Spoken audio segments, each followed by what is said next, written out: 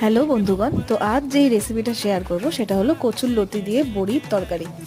চলো শুরু করা যাক। প্রথমে লতিগুলোকে ভালো করে ছুলে নিয়ে ভালো করে ঠান্ডা জল দিয়ে পরিষ্কার করে ধুয়ে নিতে হবে। লতিগুলোকে ভালো করে সিদ্ধ করতে হবে, আর তার মধ্যে ঢেলে দিতে হবে 1 চামচ লবণ, 1 চামচ হলুদ এবং 2-3 ফোঁটা লেবুর রস, যাতে কচুটা গলা না ধরে। এরপর সিদ্ধ করা লতিগুলো ভালো করে ঠান্ডা জল দিয়ে ধুয়ে নিতে হবে। আলাদা করে নিয়ে নিচ্ছি সামান্য বড়ি, কালো জিরা, কয়েকটা কাঁচা লঙ্কা, শুকনো লঙ্কা এবং কয়েকটা রসুনের কোয়া। তেল গরম করে তার মধ্যে বড়িগুলো ঢেলে দিয়ে ভালো করে লাল না হওয়া অবধি ভেজে নিয়ে এরপর দিতে হবে 1 চামচের মতো কালো জিরা, কয়েকটা রসুন, কাঁচা লঙ্কা এবং কচুরলতিগুলো ছেড়ে দিয়ে ভালো করে ভাজা করে নিতে হবে। এরপর এতে অ্যাড করবো পরিমাণ মতো লবণ, হলুদ এবং 1 চামচ চিনি।